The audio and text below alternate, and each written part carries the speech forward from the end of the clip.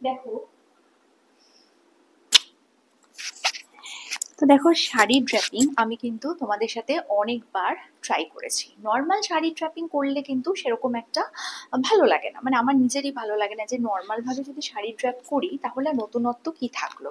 সেই নতুনত্ব জিনিসের জন্যই যদি আমার মাথায় কিছু আসে বা আমি ট্রাই করি তবে কিন্তু সাথে সাথে চলে আসি তোমাদের সামনে। Hey guys, good evening and welcome to my channel tips up back. কেমন আছো তোমরা সবাই? আশা করছি সবাই ভালো আছো আর তোমাদের ভালোবাসায় আমিও ভালো আছি।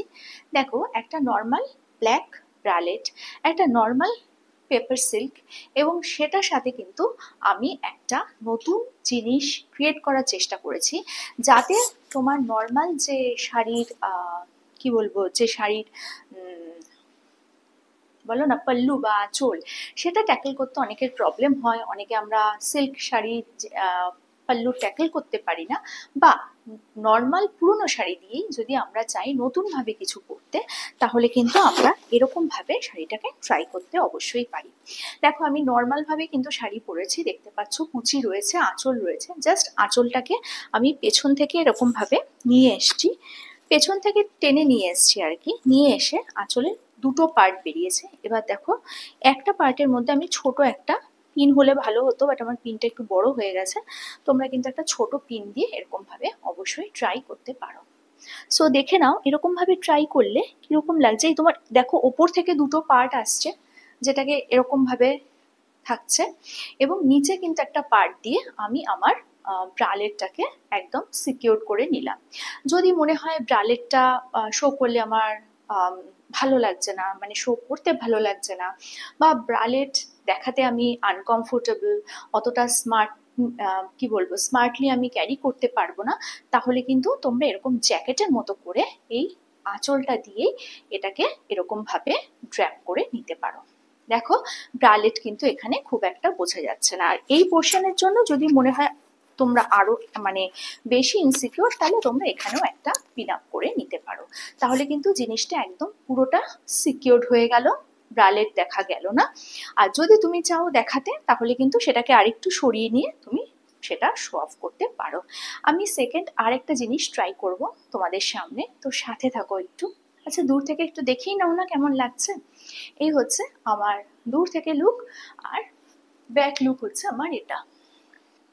জানো তো, যদি তোমার ঘরে কোনো বাসন কোসন ভাঙার আওয়াজ হয়, কোন কোন প্রতিবেশী বলো তো খুব বেশি আনন্দ হয়, এক থালা বেশি ভাত খেয়ে নেয়?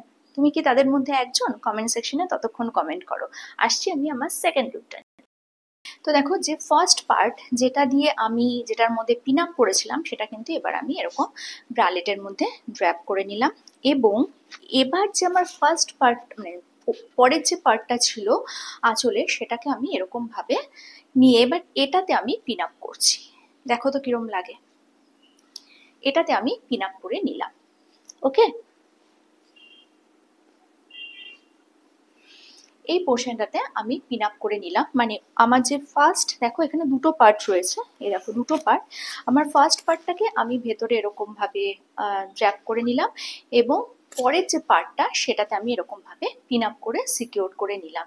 এবার দেখো তো কিরম লাগছে। এটা হচ্ছে আমার দূর থেকে লুক, আর এটা হচ্ছে আমার ব্যাক লুক। আবারও বলছি, এটা যে কোনো ডিপ নেকের ব্লাউজ দিয়ে, ডিপ কাট নেকের ব্লাউজ দিয়ে পরতে পারো। সেটা ভি নেক হতে পারে বা অন্য যে কোনো নেকের হতে পারে, বাট পুরো যদি এরকম কভার থাকে তাহলে কিন্তু ভালো লাগবে না দেখতে। কেননা যে কোনো জিনিসের একটা কি বলবো, একটা প্রেজেন্টেশনের ব্যাপার থাকে। এটা যদি পুরো একটা বোট নেক হয় বা পুরো ফুল স্লিভ হয়, তাহলে কিন্তু দেখতে মোটেই ভালো লাগবে না। তো দেখে নাও, এটাতে মনে হচ্ছে তুমি ওপরে একটা শ্রাগ বা জ্যাকেট টাইপের পরে আছো, পেছন থেকেও কিন্তু ঠিক ততটাই ভালো লাগছে। তো দেখে নাও দূর থেকে। এটা হচ্ছে একরকম। প্রথম হচ্ছে নিচের পোর্শনটা খোলা ছিল, নিচের পোর্শনটা আমি ড্র্যাপ করেছিলাম, ওপরের পোর্শনটা খোলা ছিল।